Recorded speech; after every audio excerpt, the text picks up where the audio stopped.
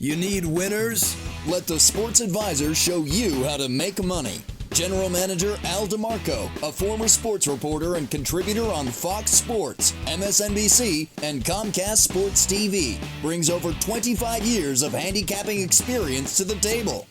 CEO Steve Budin, the author of Bets, Drugs, and Rock and Roll, is the man responsible for creating the sports betting industry.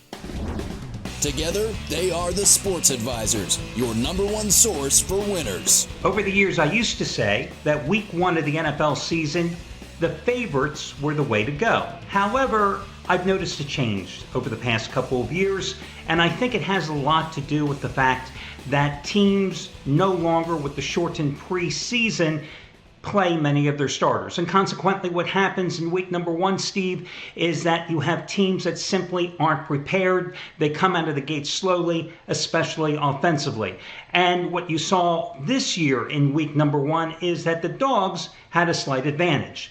But week number two, I've always maintained that the Dogs have the advantage, and one of the biggest reasons is that in week number two, unlike week number one, the odds makers compensate. And as a former odds maker, as the guy that created the offshore sportsbook industry, I'm interested to get your take, because as we saw in week number two, the Dogs absolutely ruled the roost. They went 10-5-1 against the spread, with 7 of those puppies winning outright. And I think what you say, Al, goes hand in hand. When you have heavy favorites in the first week, which always seems to happen, right? What happens is that gamblers, without a lot of information to lean on, because it is only the second week, you know, they look to the first week, and gamblers, when they have to make a decision without a lot of information, tend to bet the favorites. So what happens is that those favorite numbers start to inflate because they're betting those favorites all week long, knocking that number up. And really, there's heavy one-sided action on the favorites, and that rises that number. And then we see that a lot of those underdogs cover. And I keep a note on my refrigerator every year that says, don't forget to bet the underdogs in week two. It seems to be pretty consistent year in, year out. Well, basic human nature. I find that gamblers always gravitate toward the chalks. That's just the way it is. And through the first 2 weeks of the season, the Dogs are 18-12-1.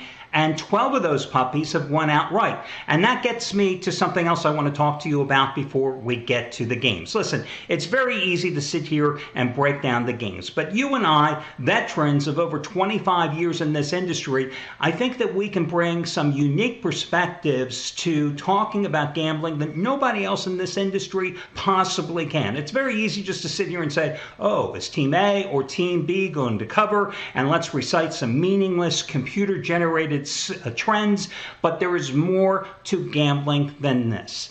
I've always said that you should perhaps, rather than worry about prop plays, and there is some value in prop plays. Hey, listen, if you think Justin Jefferson, after a 5-catch performance on Monday night, is going to be a great play, here is a prop play to have more catches for Minnesota this week, God bless you. But here's something I want to run by you. There are times that we both believe, of course, that you surround and pound. You find that one play and you go for it rather than betting a zillion plays on the board. But as a secondary play, if you like an underdog, as a smaller wager, if you think that dog is going to win, you make a smaller play on the money line. Now, I'm not talking about a ridiculous high-priced money line play. And I'll give you an example.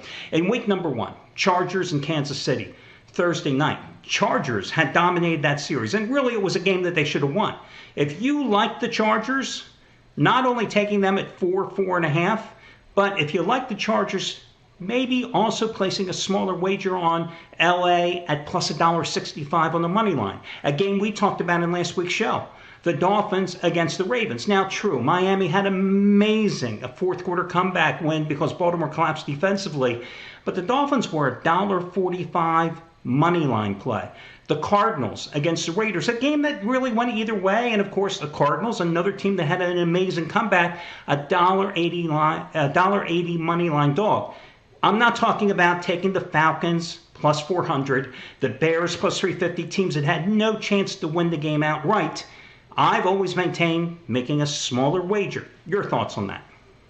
Well, to start with the first half of what you said, the surround and pound theory, we see bookmakers trying to combat that. One of the ways they've done it is to create this live betting, right, where they're hoping to turn a sports bet into a slot machine, take one bet and turn it into 20 bets, right, because they know if you have all week to talk about and ponder and research who you're going to bet on and versus 5 seconds, you know what I mean? You're going to make a less emotional decision if you have all week to think about it. If you're in the heat of the battle and you're making bet after bet after bet, well, that's when the bookmakers clean up, and that is why they came out with live betting.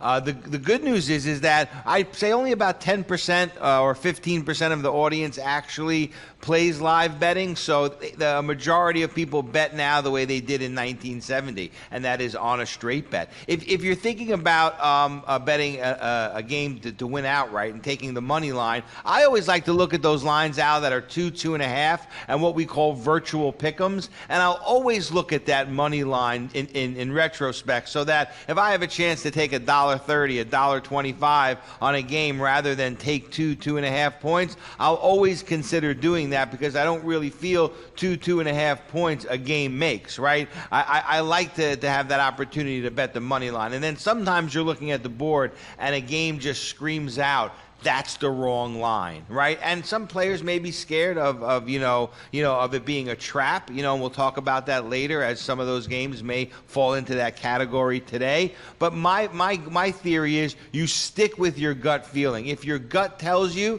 that it's the wrong line and you have a chance to score on an outright win, absolutely the money line is something that is certainly, if nothing else, more fun. And we always have to remember we are betting for fun. Thank God we all have jobs. And again, the money line play is simply a smaller supplemental wager. It's not meant to be your primary bet, and it only comes into play if you're getting a significant take back, a nice little return, and you believe that team can win that game. It's not meant to be that pie-in-the-sky wager, because as I said last week, the Falcons, even though they made that tremendous comeback against the Rams, they weren't going to win that game. The Bears weren't going to beat the Packers, so you're not betting plus 400, plus 350. Those aren't the type of wagers I'm implying. And I'll track this for you throughout the season. I've been doing this, tracking these type of plays for over a decade, and I'm telling you, it works. With that being said, let's turn to the first game on the board. Let's talk about those Baltimore Ravens. You talk about a team that totally collapsed. 28-7 up at the half against Miami, gave up 21 points in the fourth quarter, ending up losing that game 42-38, a defense that was shredded by the Dolphins. Of course, the Dolphins had playmakers. New England, on the other hand, they could only hope to score 21 points in a game. Steve, I'm going to throw it in your court first to diagnose this game. You liked the Patriots last week at Pittsburgh. It was a game that I was like, I could care less about it. What do you think in this one? Well, Bill Belichick's streak of 20 years without ever going 0-2 stays intact, but it was Al, it was a less than decisive win versus the Steelers, and make no mistake about it, this is not your normal Patriot team, and you should never let an unimpressive win cloud your perception of who this New England team really is. They're a shadow of who they usually are, let alone what they were last season. Lamar Jackson, to me, looks like he's got it all going for him. The deep pass, the athleticism with the run. He's firing on all cylinders. I think we get value here from the Patriots' win last week. I think we get value here from Baltimore falling asleep in the fourth quarter of the Miami game last week. And value plus value equals double value. So give me the Ravens here minus the points. I thought you were going to talk about Burger King for a second, where that double value. I wasn't exactly sure where you were going. I was just waiting for something there. But I agree with you. I often talk about perception versus reality. And you look at this and listen, the Ravens for years were known as this great defensive team. Yeah, well, that may be perception, but the reality is they have not been a great defensive team for nearly 3 seasons. And they proved why once again last week when Miami torched them. The good news for the Ravens, New England doesn't have any playmakers. They don't have much of an offense. They don't even have a real de facto offensive coordinator, and it's shown. They were damn lucky to beat Pittsburgh because the Steelers are even more inept offensively than the Patriots are. This game ultimately, to me, comes down to Lamar Jackson versus Mac Jones. And Lamar Jackson, as you said, 531 yards passing, 6 touchdowns, 136 yards rushing, 1 touchdown, and sooner or later the Ravens are going to get their ground game. And I'm not talking about just Mr. Jackson. Somebody else is going to be able to run the ball for him. So even though Baltimore's lost 7 of their last 8 games going back to last season straight up, I'm going to go with them in this particular spot. And I like Baltimore, and this is a situation, again, the line is crossing 3. I'm going to buy the half-point down accordingly on Baltimore and go with them. Steve, before we move forward, let's remind them the 1-day free all-access trial at thesportsadvisors.com. Oh, absolutely. This is where you get a chance to step into the cockpit, Al, and see how the plane flies. No one else does this. No other handicapping company will allow you for free to see what everybody else gets when they pay for it. Here we do it. We get a 1-day free trial. You get every single handicapper absolutely free. You see all of their premium plays, the plays that everyone else is paying for. And we're so confident that you're going to like our service that we allow you to do this. And it's something, like I've said many times, that no one else does. We're the only ones that do it.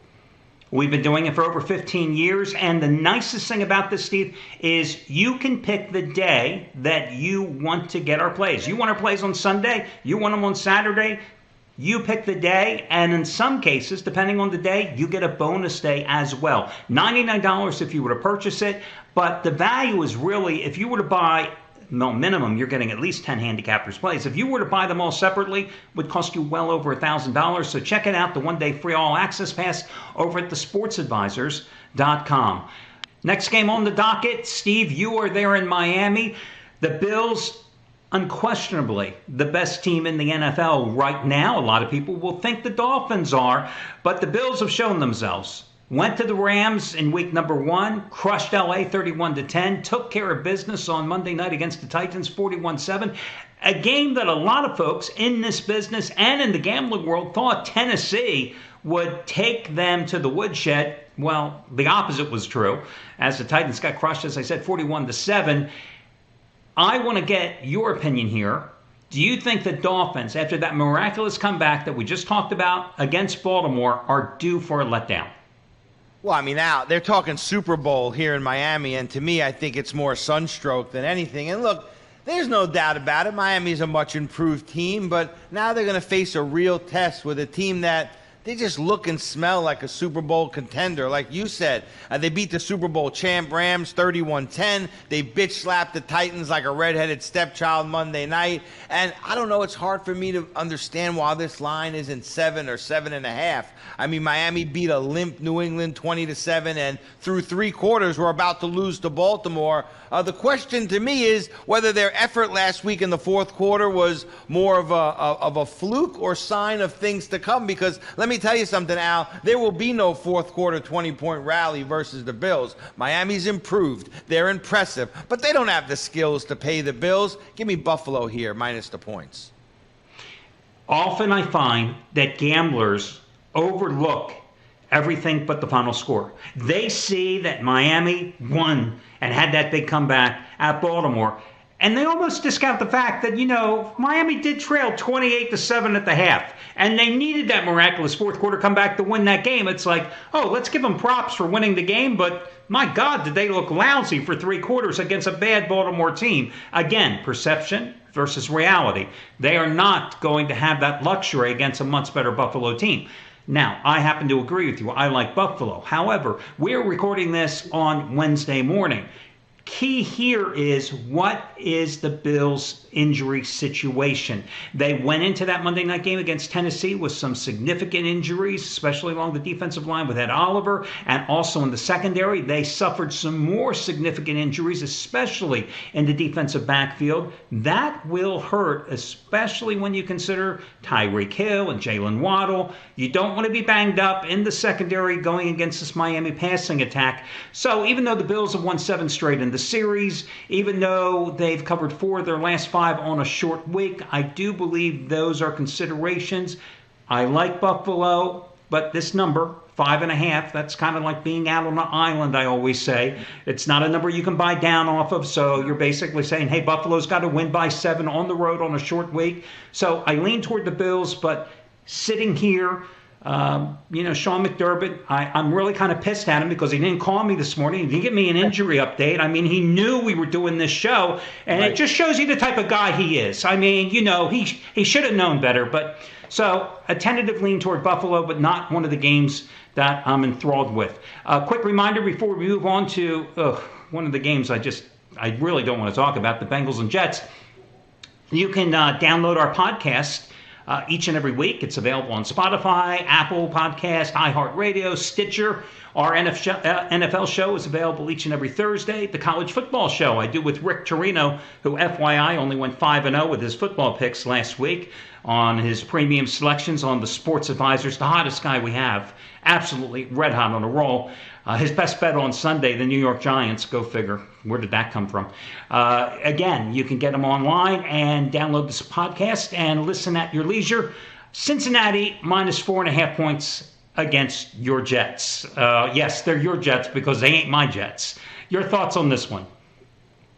Well, the miracle the Jets pulled off with a few minutes to go in last week's game versus Cleveland is going to go down with the burning bush and the 10 plagues of Egypt. I mean, at least in New York.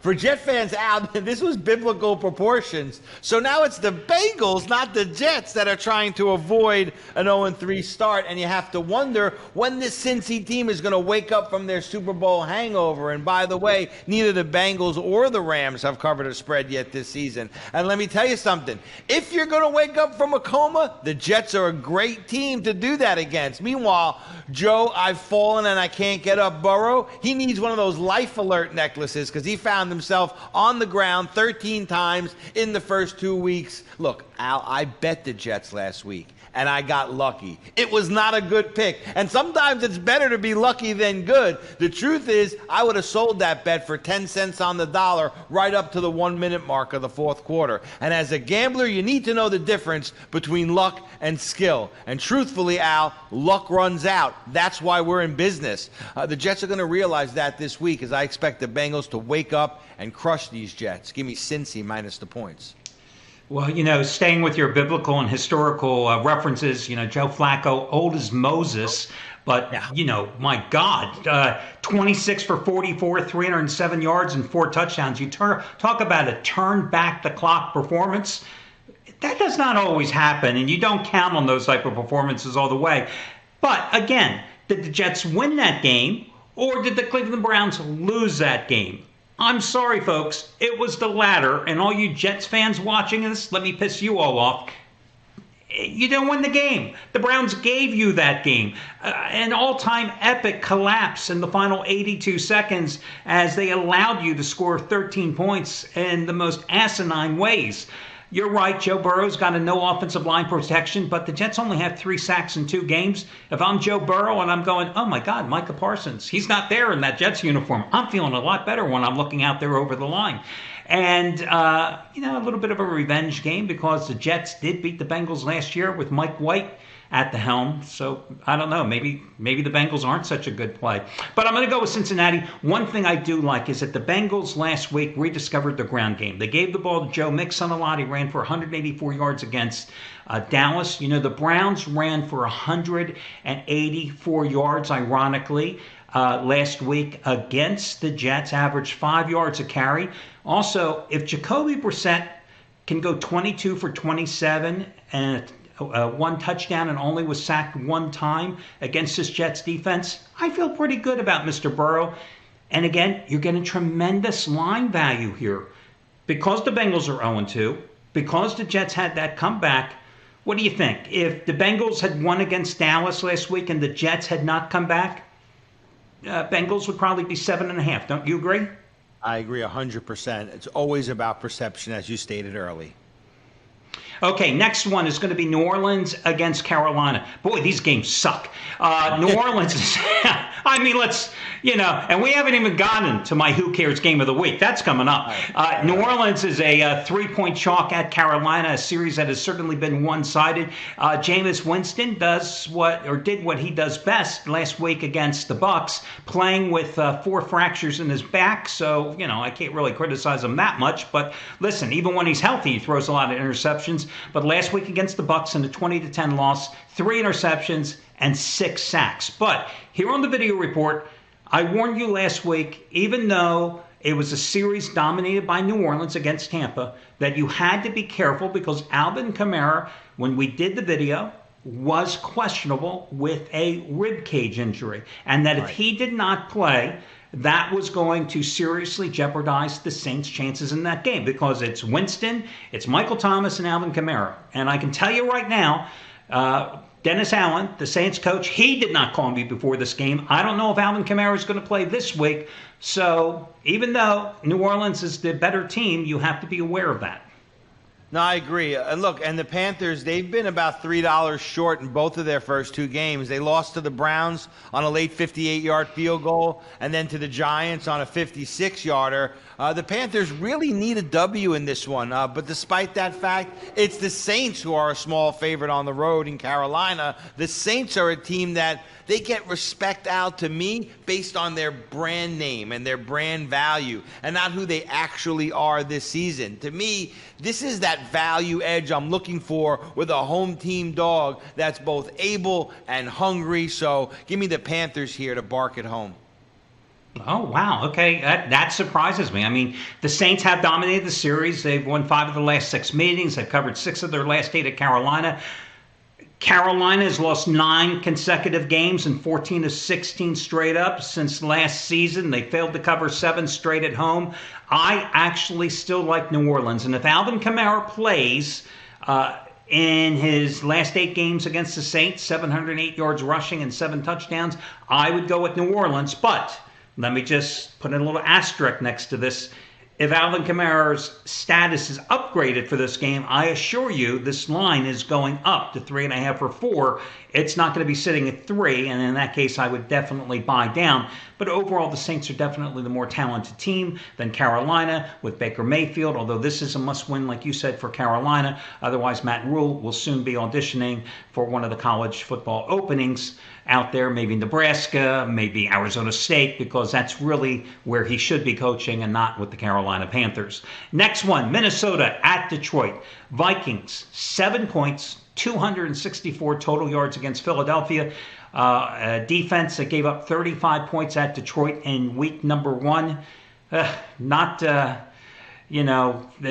the Philadelphia defense, and yet the Vikings couldn't do anything on Monday night, thankfully, because I had the Eagles on Monday night. Steve, which way are you going in this one?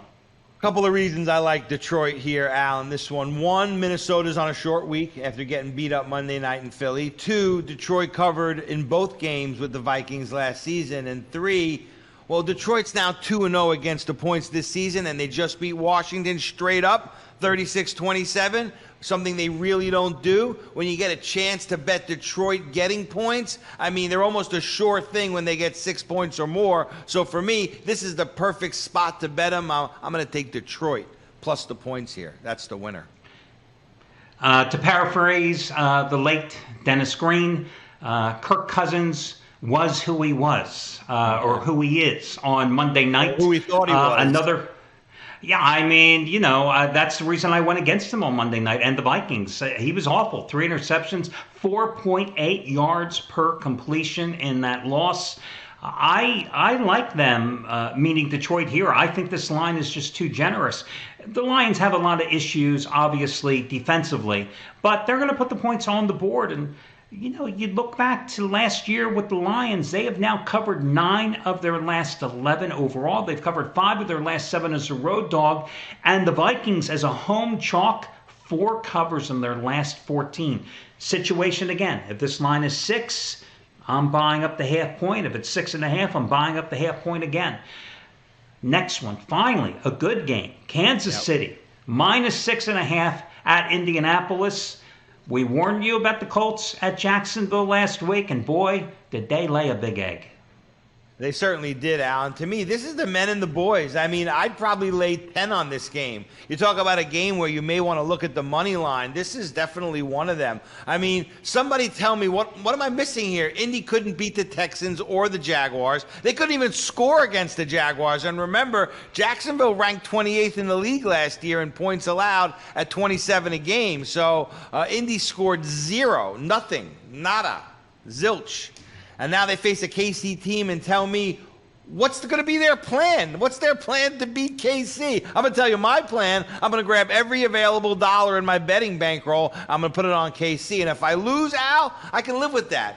Gamblers often see a line like this, and I talked about it earlier in the setup, and they worry, oh my God, it's a trap, it's a trap. It's not a trap, it's just a bad line, and scared money never wins. Country roads, take Mahomes, KC minus the points.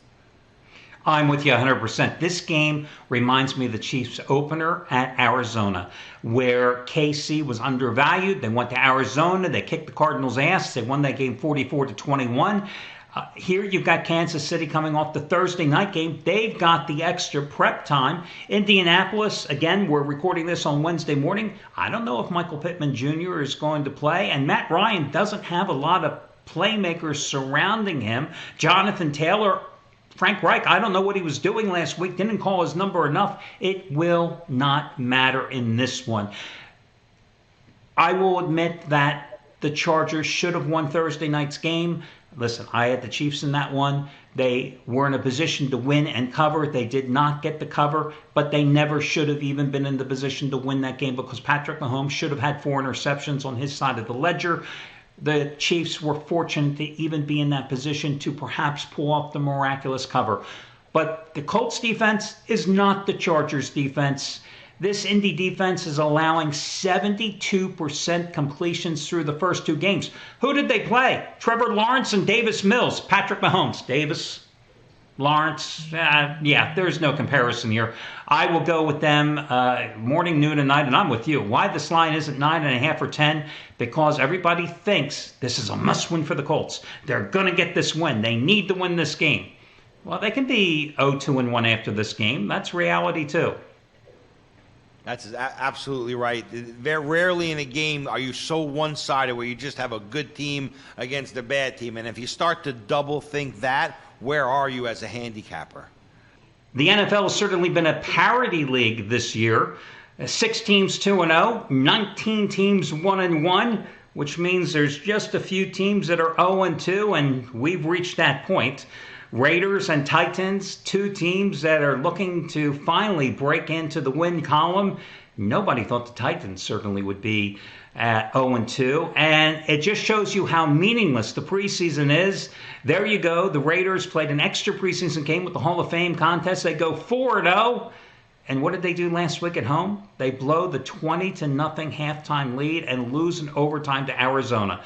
Steve, which one of these teams, barring a tie, are going to finally break into the win column? Well, first of all, Al, what the hell happened to Tennessee? I mean, obviously, the Bills happened to them last week, but honestly, the Titans, they look like a fat kid in an all-you-can-eat buffet. They ain't going nowhere. Meanwhile, at 0-2, the Raiders, they're like every other Las Vegas act these days, over-promising and underperforming. Both of these teams are going to pull out all stops to avoid an 0-3 start. I think the smart play here is the over the posted total, and that's how I'm going. I'm going over in this game. Interesting. I am actually 45 points. I can't see the over. I think the key for Tennessee, because they haven't been able to get their passing game going, and that's what happens when you trade A.J. Brown to the Philadelphia Eagles. You let Julio Jones, who was an underperformer last year, walk, and you're counting on ex-Ram Robert Woods and a rookie Burks out of Arkansas to be Ryan Tannehill's top guns at the receiver corps. I think you got to get your running game going. And Derrick Henry, well, he didn't find any running room against the Bills, 13 carries, 25 yards. But then again, when the Bills jump out to a huge lead, that means your game plan goes out the window. The Raiders have allowed 219 yards rushing in 2 games. They played the Chargers and the Chiefs, 2 teams that really aren't built to run the ball. And they actually, even though you may look at the box score against the Chiefs, and I think they gave up 80, almost 90 yards rushing, 50 of them came on one big carry. I think Derrick Henry gets going. I can see him getting 25 carries in this game. I think it's going to be a ball control effort by the Titans, which is why I can't see your over pick. I think the more they keep Derek Carr off the field, the better they will be. I lean a little towards Tennessee. Raiders, surprisingly, the chalk here. This is a team that's 1-10 against the spread. Their last 11 as a chalk. I don't really get it. Not a game that I'm in love with, but I would lean toward Tennessee in this one. The Eagles, a team that I definitely gave them a second chance. By the way, this is something I just have to say to you. So many times in this business, and we know some of these guys, you will find a handicapper who loses, and I'll use me as an example. I lost with the Eagles in week number 1 against Detroit. Now, they blew a giant lead, and they let Detroit with 14 unanswered points in the fourth quarter come back against them. Now, some guys in this business will say, oh, that team screwed me. I'm never using them again. And I always laugh at that. It's like, did the teams really screw you? I mean, you made the pick, so whose fault is it? So the Eagles got me in week number 1. I came right back with the Eagles on Monday night because I thought they were going to destroy Minnesota, and I got rewarded with the win. You can't let the past affect how you're going to handicap in the future. You can't hold something against a team just because they lost you money. You eliminate that team from the board, you're just missing a potential opportunity. Here you've got Philadelphia, -6.5 at Washington. I think the Eagles are somewhere, even though they look like dynamite on Monday night, they're somewhere between that team that blew the lead at Detroit and somewhere between that team that looked like dynamite on Monday night. They're not Super Bowl contenders. They're not as bad as they look against the Lions. And, of course, the subplot here is they get to face their old buddy Carson Wentz. Yeah, and with so many really bad teams, Al, the Eagles are better than a lot of teams, even though they're not one of the best teams in the league. It's a fast start for them. They're 2-0. They went through the Vikings like a bad case of salmonella food poisoning. Of course, this, like you said, will be a chance for Carson Wentz to maybe exact some revenge on his old team. But the problem is the combination of Wentz being pickoff prone and the Eagles defense ball hawking the way they do. I think that's going to be bad news for them. I'm going with the better team here, minus the points. When you really don't know what to do, a good place to start is identifying who the better team is and considering betting on them. I think the Eagles fly. I've taken the Eagles each of the first 2 weeks. I'm 1-1. This is not a choice here that I would back Philadelphia with. A game, in fact, that I would avoid at all costs. I wouldn't even play Philadelphia in a teaser in this situation. And I'm a lifelong Eagles fan, having grown up in the Philadelphia area. I still look at this Eagles team as a flawed team defensively, a team that has no pass rush. They only had 29 sacks last year. They only have 3 this season. So, Carson Wentz actually hasn't played too poorly so far. I mean, 313 yards passing against Jacksonville, 337 against Detroit, 7 touchdowns. That's the good. 3 interceptions. That's the norm with Carson Wentz. And the problem, he did get sacked 5 times by the Lions, but the Eagles, again, have no pass rush. I just think this could be a possible letdown situation for Philadelphia, even though this is a division game, because they are playing on a short week, and they were pumped on Monday night.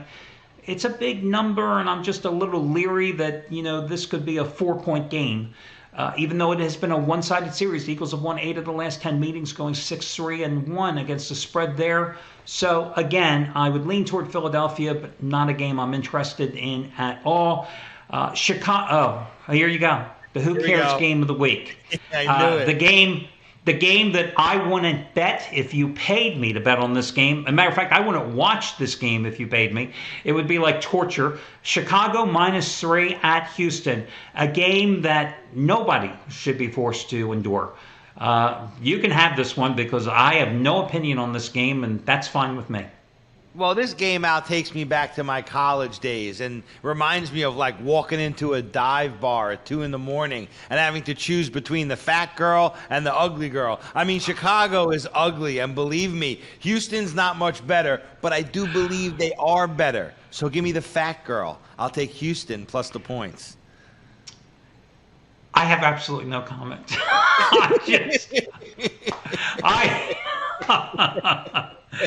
I was going to promote the fact that, as a matter of fact, I think I will promote the fact that you can download the show on our podcasts. This show each and every Thursday for gems like that. Available on Spotify, Apple Podcasts, iHeartRadio, and Stitcher. The college football show each and every Wednesday that I do with Rick Torino on 5-0 with his best bets. Again, available on podcasts. By the way, I will say that the Bears and the Texans have set back the NFL offensively by at least 2 decades. Each team is combined for just 29 points scored, each of them through 2 games. Let's get to a better mate. Well, this game is very difficult to handicap and even project because as of Wednesday morning, we don't know if Justin Herbert is going to play. So the Chargers are a 7-point favorite. He is day to day. I checked right before going live here with today's broadcast. If he doesn't play, it's Chase Daniel that's going to be starting at quarterback. His last start was Week 5 of the 2019 season. Being a backup quarterback in the NFL like Chase Daniel, that's equivalent to being a left-handed catcher in baseball. You have a very long career, but you don't really have a lot of input in the game. If Justin Herbert plays, this line zooms up, I think, to 9, maybe 9.5. If he doesn't, I think the line makers have already factored in that this number is an accurate reflection. They're hedging their bets that he probably is not going to play, which, you're basically gambling on his health at this point. No, I agree. And don't look now, Al, if you're a Jacksonville fan, you may just have found yourself, if nothing else, a real head coach in Doug Peterson. After a year of Urban Meyer probably proving that when it comes to the NFL and coaching in the NFL, he might have been a little bit of an urban myth. I think the key here is Jacksonville. They have to put a heavy pass rush on the Chargers like they did when they sacked Matty Ryan 5 times in that shocking shutout of the Colts last Sunday. I think taking the points here with Jacksonville, all things being equal, is probably the way to go. This isn't the same Jacksonville team as last season. They're much improved. Yeah, the pass rush led by Joey Bosa and Khalil Mack, those two have already combined for 5 sacks. What has been disappointing is the LA ground game is second to last in the NFL with 2.75 yards per carry, and yet they have some talent back there. The Jacksonville defense has played exceptionally well. They're 5th in the league in points allowed through 2 weeks. They forced 6 turnovers. They have 6 sacks. And you're right. They have a real coach, and that's what they need. And it's amazing. They've had some talent, young talent, and you can see the cohesiveness starting to develop. And now they've got that confidence-building win going on the road. If I had to play it, not knowing who the quarterback is, I would grab the points in this spot. Tampa Bay -2 versus Green Bay. Interesting game, especially considering the Buccaneers' injury situation. And a lot of people are going to bill this as Tom Brady versus Aaron Rodgers, right? That's the headline. And it's a lot, and if you believe it's Aaron Rodgers versus Tom Brady, it's a lot like Duran Leonard, only the 3rd time they fought. I mean, they're not old, Al. They're vintage. Look, there are 2 people I never bet against. You're one of them. The other one is Tom Brady. But let's be honest, it's not just Brady versus Rodgers. It's Green Bay versus Tampa Bay. And Green Bay has some obvious issues from their offensive line to their wide receivers. They're not really in sync yet. Tampa's going to put pressure on Rodgers. I'm not sure that Green Bay has an answer for that. Tampa should be able to run the ball against Green Bay. That's going to set up the pass. And you know what? Could be a long day for that Packers defense. I'm going with Tampa Bay minus the points. Well, marquee games, I often say, are the most difficult to handicap. I like to concentrate the most where the odds makers concentrate the least. This is the key game on Sunday afternoon. Not one of the games I'm particularly interested in. You have a Tampa Bay receiver core, which is certainly even more depleted with Mike Evans being suspended. The Bucks offensive line injury riddled. Brady under pressure this season on 20% of his dropbacks, and on those past attempts, he's only 5 for 10 for 29 yards. The release is still quick, but you got to have somebody to throw to. You know, he doesn't have Gronk there anymore. Now he doesn't have Mike Evans. Julio Jones probably isn't going to play. So, you know, the win at New Orleans really was courtesy of the defense and Jameis Winston's 3 interceptions. I like the fact that the Packers rediscovered their ground game, meaning they woke up and Matt LaFleur said, my God, after losing at Minnesota, I got Aaron Jones and A.J. Dillon. Let's give him the ball. And he did 37 times, and they responded for 237 yards. But you hit the nail on the head. The Buccaneers are damn good defensively. So, you know, maybe the home team and Brady here, because I still don't have any faith with the Packers with that beat-up offensive line, as you noted, and their receiver core is even worse, even though it's healthy, than the Buccaneers, because there's no more Devontae Adams and et cetera. So I would go toward Tampa Bay, but not a game I'm particularly enthralled with. Next one may even be worse than this game. Seattle, -2 versus Atlanta. Geno Smith. That's all I have to say. You know, I don't like any team quarterback by Geno Smith. And Geno Smith showed you who he is last week with a lousy effort at Denver. The Broncos were pathetic. The Seahawks were worse. But in week number 1, Seahawks, you know, got the win. But then last week, Seattle goes to San Francisco, a series that was one-sided. What happens? Trey Lance breaks his ankle. Jimmy Garoppolo comes in, and Seattle loses that game. Falcons, you see the final score against the Rams. It looks like they played a great game, but my God, they were down by 24 points in the second half before rallying. So, I don't know. Yeah, well, like you said, Geno Smith is who we thought he was. He's a mediocre jet reject who isn't and will never be the guy.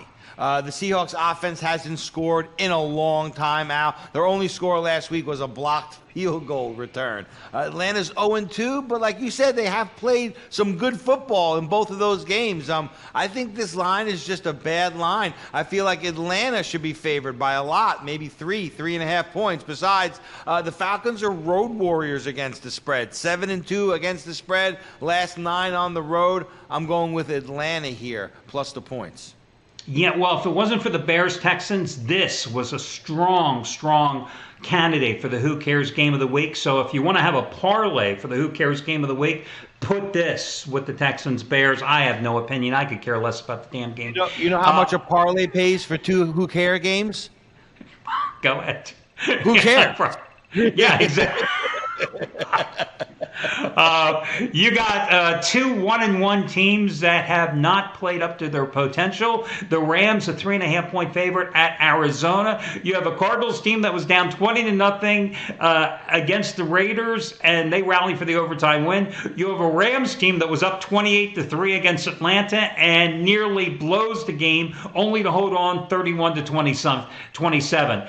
But you certainly have line value here, depending on which side you like, because this number, because of the Rams' collapse and because of Arizona's comeback, is small. Yeah, the Rams, they almost looked bored against Atlanta after that fast start, whenever they jumped out to a 28-3 lead.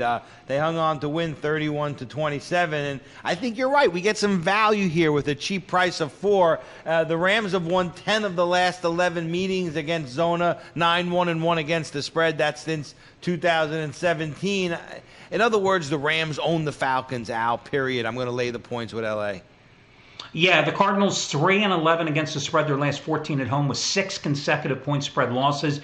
I would take advantage of that line value and go with the Rams in this spot. They are going to get significantly better as the season progresses. I think this is one of the teams, and I've harped on it in our first couple of shows, that always gets hurt at the beginning of the season because Sean McVay does not play his starters during the preseason. So these first couple of games, this is like preseason camp. They get in shape. They work the kinks out. I think Matthew Stafford working in his new receivers. Anybody other than God Almighty, who did I forget? The MVP of the Super Bowl, Cooper Kupp. Anybody else, other than him, they've got to work them into the offense, get them acclimated. Again, if the Rams had kept that blowout going on, and if Arizona had not come back against the Raiders, the Rams would be a 6.5-point favorite here. Tremendous line value. That's why I like the Rams. I hate to say it, this next one for San Francisco and Denver, Trey Lance was never going to be the answer for the 49ers. I never was impressed. I'd never understood why. I get it from a salary cap perspective and why they were going to go to Lance this year. The blessing in disguise was they reached a salary agreement, a contract restructuring with Jimmy Garoppolo as he recovered from the shoulder injury. They had their ace in the hole. They had to pull it out last week. He took over. He guided them to that 27-7 win against Seattle. He's going to be their quarterback for the rest of the year since Lance is out. A blessing for the 49ers. Yeah, and I said last week how Trey Lance belonged on the side of a milk carton, and that's exactly where he ended up, out for the season. Broken ankle, so bring on Jimmy, slow and steady wins the race, Garoppolo for San Francisco. But I got news for you, Jimmy. This Denver team is not Seattle. Now, true, the expectations for Denver this season were high, and they've been a letdown for most part. But that's why we've got a line like this and giving us this value here. Denver may be a work in progress on offense especially, but they can and will get it together. And on defense, Denver's improving, and they're certainly going to give San Francisco some problems. I'm going to go with Denver here plus the points. Oh, interesting. See, I see this game from a different perspective. I think the line is this way because, well, A, Denver is the home team, and the fact that people look at this and go, oh my God, Russell Wilson has owned the 49ers, 16-4 straight up, lifetime against the 49ers. But that was when he was playing for some great Seattle teams. And it certainly hurts them in this spot. And, when you look at Russell Wilson versus that Houston defense last week, 14 for 31, 219 yards, 1 interception, sacked 3 times, and the 49ers defense is certainly better. And when it comes to the coaching situation, Nathaniel Hackett versus Kyle Shanahan, well, there is no comparison. No, you're absolutely right, Al, but we're just going to have to see who wins this one. I'm sticking with my pick. Okay, I'll go the other way, and that wraps up this week's show. Steve, once again, remind everybody, as we like to do, because the only way you lose is if you don't take advantage of the one-day free all-access pass. Right, this is the greatest offer in all of handicapping. It's never been done. We're the only ones that do it. We've been doing it forever. You come to our site, you're a new customer, you grab the one-day all-access pass, and you get exactly what a paying customer gets. Over $1,000 value if you're buying each handicapper by themselves. Certainly a $100 plus value if you're buying the all-access pass. You get everyone, like I said earlier, you come into the cockpit, you see how the pilot flies the plane, and you go ahead and see every single handicapper, all of their picks, and we're so confident that you're going to like what you see, like what you read, that we give it away for free knowing you'll be back next week. That wraps up this week's show. For Steve Budin, I'm Al DeMarco, and we'll catch you next week right here from the Sports Advisors.